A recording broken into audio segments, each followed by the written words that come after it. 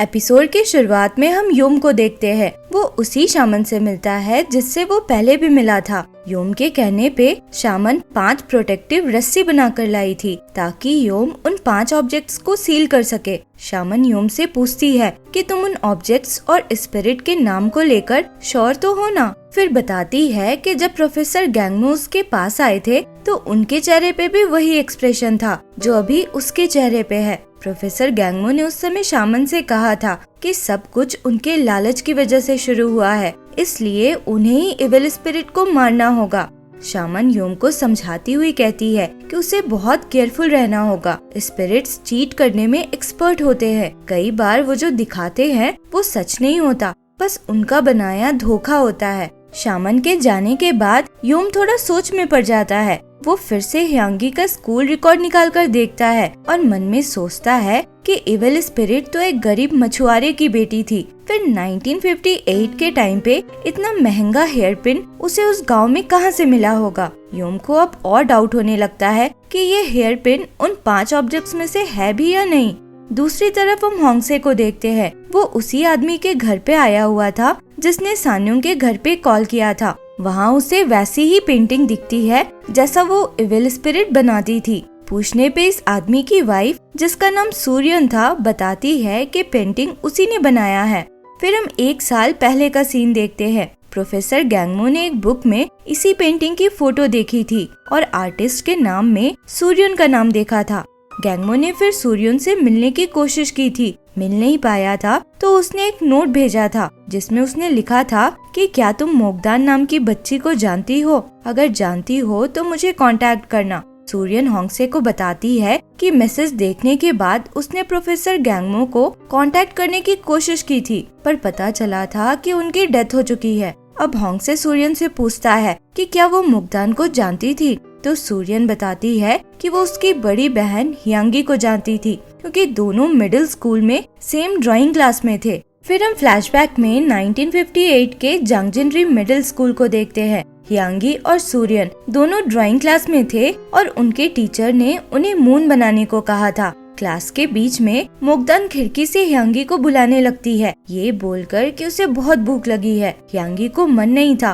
पर सब लोग देख रहे थे तो उसे मोगदान के साथ जाना पड़ता है। रास्ते में उसे एक पेंट का ग्लास सेट दिखता है, पर पैसे नहीं होने की वजह से वो ले नहीं पाती। ह्यांगी मोगदान को लेके फिर बीच पे जाती है और उसे अपने लंच बॉक्स में ले गए हुए बॉइल्ड आलू देती है। दोनों के बात से पता चलता है कि ह्यांगी कभी स्कूल में अपना लंच नहीं खाती थी क्योंकि बाकी बच्चे अच्छी अच्छी चीजें लेकर आते थे और उसे बहुत एम्बैरेसिंग लगता था कि वो बस आलू लेकर जाती है। खाकर मोगदान ह्यांगी की गोद में सो गई थी। ह्यांगी उसकी तरफ देखकर खुद में कहती है, अच्छा होता अगर तुम, मॉम, डैड सब लोग गायब हो जाते। सीन शिफ्ट होता है और हम देखते हैं कि किम मिस ना से मिलने आया था। वो बताता है कि कंपनी की मीटिंग में ये डिसाइड हुआ है कि अब वो जंगह्यून कंपनी की सीईओ नहीं रहेगी।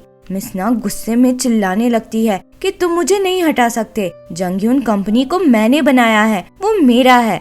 तभी दरवाजे पे नॉक होता है। किम जाकर दरवाजा खोलता है तो बाहर सान्योंग के रूप में वो इविल स्पिरिट थी। किम शायद उसे ही एक्सपेक्ट कर रहा था। जाते हुए वो मिसना से कहता है कि ये मेरा आखिरी बदला है।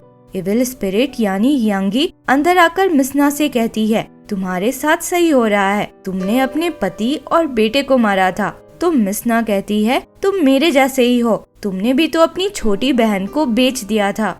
फिर हम 1958 के उस फ्लैशबैक सीन को देखते हैं जब जांगजिनरी की शामन मनवोल ने अपने रिचुअल के लिए मोगदान को चूज किया था, पर एक्चुअली में ऐसा हुआ नहीं था। वो मोगदान को चूज तो करने वाली थी, पर उसने मोगदान को ना चूज करके ह्यांगी को चूज किया था और रेड हेयर बैंड भी उसे ही दिया था। उस रात ह्यांगी की जब नींद टूटी थी तो उसने अपने मॉम डैड को बात करते सुना था कि रिचुअल के लिए उसे तब तक भूखा रखा जाएगा जब तक वो मर नहीं जाती। ह्यांगी के पेरेंट्स उसे सैक्रिफाइस तो नहीं करना चाहते थे, पर ऐसा नहीं करने पे वो सब लोग भूख से मर जाते।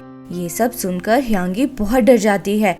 अगले दिन वो कुछ सोचकर वो हेयर बैंड मोगदान को पहना देती है और कहती है कि आज से ये तुम्हारा है। फिर हम कुछ समय बाद का सीन देखते हैं। जांगजिनरी में सभी लोगों के लिए खाना आता है और पूरे गांव में पार्टी का माहौल था। यांगी भी वहाँ थी। वो खाने के अच्छी अच्छी चीजें लेकर घर वापस जाती है और अपनी मॉम को खिलाने की कोशिश करती है। उसकी मॉम रोते हुए खाना फेंक देती है तो यांगी गुस्से में चिल्लाती है कि आप क्या उसके बदले मुझे मरा हुआ देखना चाहती थी। यांगी को फिर अपने घर में बहुत सा पैसा मिलता है जो मुगदान के बदले मिला था। नेक्स्ट डे उसी पैसे से यांगी पेंटिंग का सामान लेकर खुशी खुशी लौटती है तो उसके डैड उसको एक जोर का थप्पड़ मारते हैं और कहते हैं कि तुम्हें पता है ना ये पैसे कहाँ से आए हैं, फिर तुम्हें कोई फर्क कैसे नहीं पड़ता है, तुम्हारी वजह से तुम्हारी मॉम ने ऐसा कर लिया। यांगी फिर देखती है कि उसकी मॉम ने फांसी लगाकर सुसाइड कर लिया था और उनकी बॉडी अब भी लटक रही थी।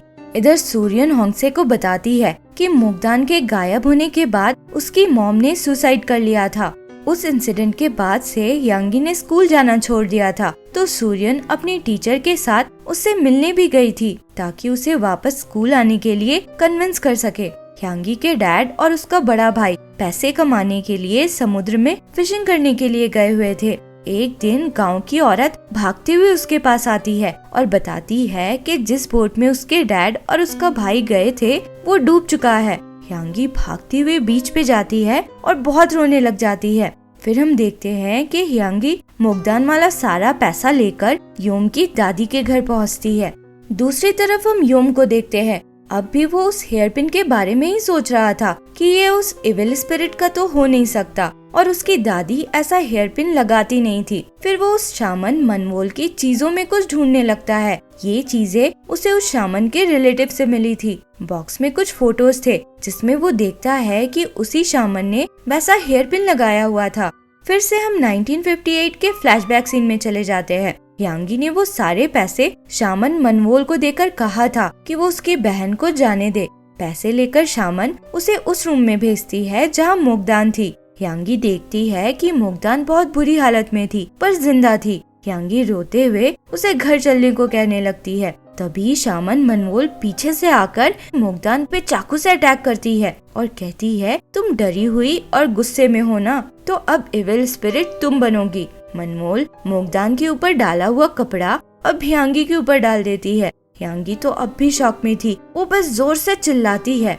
सीन शिफ्ट होता है और हम हॉस्पिटल में मिस ना को देखते हैं। वो यांगी से कहती है कि मुझे पता है कि इविल स्पिरिट बनके भी तुम जीना चाहती हो, पर सब लोग तुमसे नफरत करते हैं और तुमसे पीछा छुड़ाना चाहते हैं, पर हम दोनों एक दूसरे को बचा सकते हैं पहले की तरह। मैं उन सबको तुम्हारे लिए मार दूंगी। दूसरी तरफ हम योम और होंगसे को देखते हैं। योम ने उसे अपनी दादी के घर के बाहर बुलाया था। होंगसे बताता है कि यांगी के गायब होने पे सूर्यन ने अपनी टीचर के साथ उसकी मिसिंग रिपोर्ट लिखवाई थी। पुलिस ढूंढती रह गई, न यांगी मिली और न ही उसकी बॉडी। योम को शक था कि यांगी की बॉडी को उसके घर के कैंपस में ही कहीं दफनाया गया होगा। वो कहता है कि शायद उसकी बॉडी मिलने से हमें उस आखिरी ऑब्जेक्ट के बारे में कुछ पता चल पाए।